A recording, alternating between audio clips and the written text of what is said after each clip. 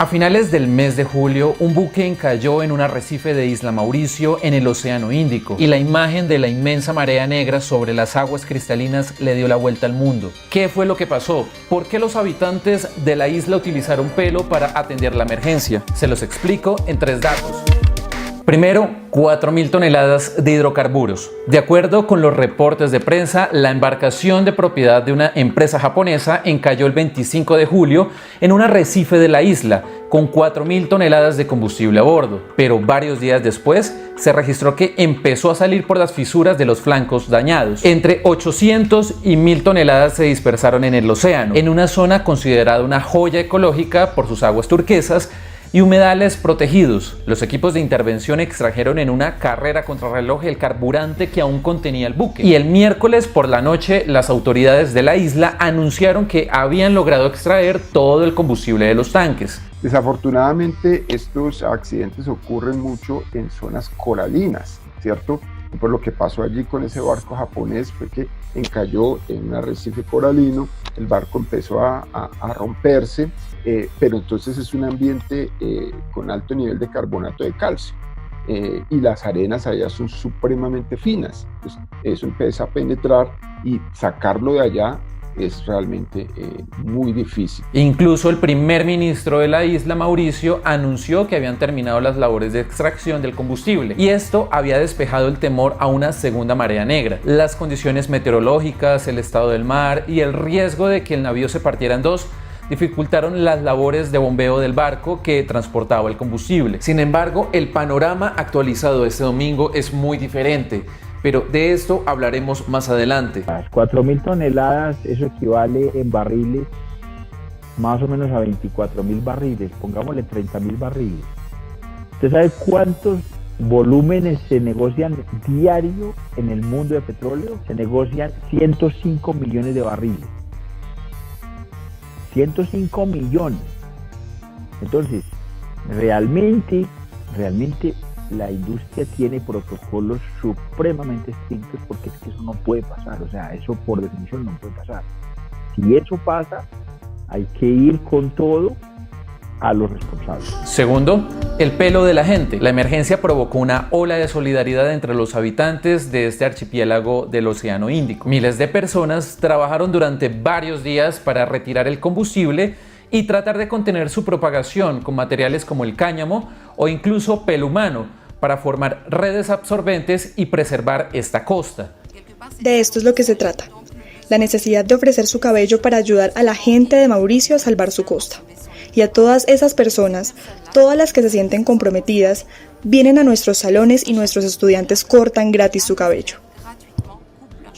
La catástrofe suscitó la furia de la población que se preguntaba por qué las operaciones de extracción del combustible no se habían iniciado en el momento en el que el barco se accidentó. Y fue ahí cuando muchos optaron por construir barreras con cabello para tratar de contener el avance de la mancha negra. Pero me parece que eso es muy curioso, eso me parece muy absurdo, porque realmente la gente de la isla no tendría por qué estar en eso. O sea, la empresa es la que tendría que meterse a fondo y la empresa es la que tenía que movilizar todos los recursos necesarios, no solamente para contener ese derrame, sino para indemnizar luego y para restaurar ese coche. Pero esta no es la primera vez que se utiliza este recurso como una medida para atender la emergencia. ¿Por qué cabello y pelo animal?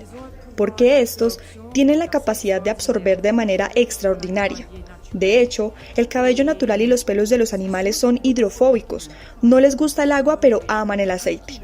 Entonces, 1 kilo de cabello o de pelo natural de animal pueden absorber hasta 8 litros de aceite. Por un lado, yo creo que la falta de tecnología, ¿cierto? Y el pelo pues es un buen absorbente, ¿cierto? Entonces digamos que cualquier elemento que permita recoger, que permita absorber, pues digamos que puede ser adecuado. Ahora, ya digamos con tecnología y todo, pues hay otras fibras, ¿cierto? Fibras sintéticas seguramente. Para la industria petrolera hay protocolos que se deben seguir.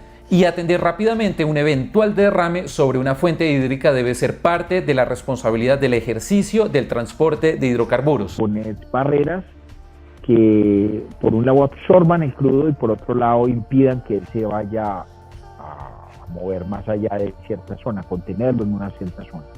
Y luego llegar con un barco y bombear ese crudo con agua a unos tanques.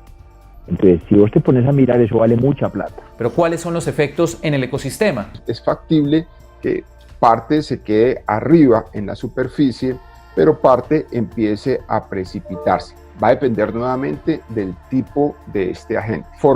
Quedándose en la parte superior, va a formar una capa que va a estar entre la atmósfera y la columna de agua. Esa capa entonces va a reducir varias cosas: la cantidad de luz que puede penetrar a la masa de agua y la cantidad de oxígeno. Habría un elemento adicional que es la toxicidad. Entonces, dependiendo del crudo, ¿cierto? La mayoría tienen unos hidrocarburos aromáticos que lo llaman policíclicos y son altamente tóxicos. La toxicidad entonces se va a ver en pues, la muerte directa a los organismos, o la limitación para alimentarse, o la limitación para reproducirse. Las consecuencias de los derrames de hidrocarburos pueden registrarse durante varios meses o incluso años. En 2010, por ejemplo, un derrame de petróleo liberó casi 5 millones de barriles de crudo durante 87 días.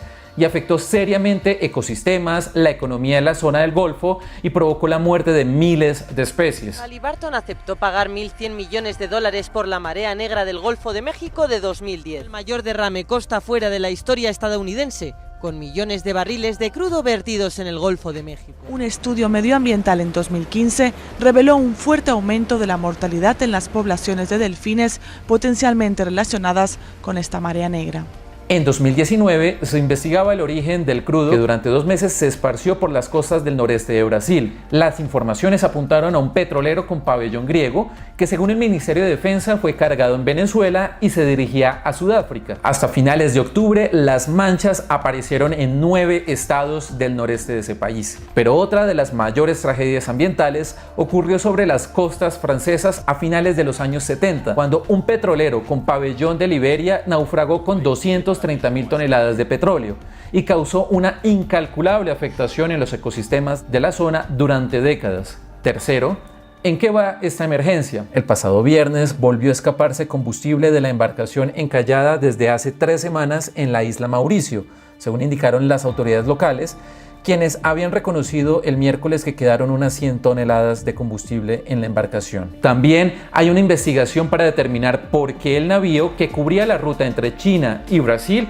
se encontraba tan cerca de las costas de Isla Mauricio. El capitán, de nacionalidad india, y los miembros de la tripulación han sido interrogados por la policía. Toda la ecología marina fue afectada por el crudo pesado derramado por el barco. Estamos muy afectados por este problema. Es muy triste para nosotros, nuestro trabajo, los pescadores, los barcos. No hay trabajo, se terminó para todos. La empresa japonesa propietaria del navío publicó el lunes un comunicado en el que presentaba sus disculpas al pueblo de Mauricio y se comprometió a hacer lo máximo que pudiera hacer para proteger el medio ambiente y atenuar los efectos de la contaminación. Sin embargo, este domingo, tras más de 3 semanas desde que se produjo la emergencia, las autoridades informaron que el barco petrolero se partió en 2.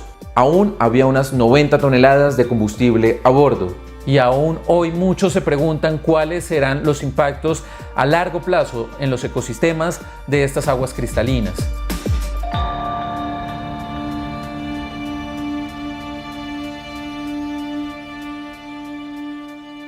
Hasta aquí el video de hoy. Si te gustó, no olvides suscribirte a nuestro canal y activar la campanita para que veas más videos.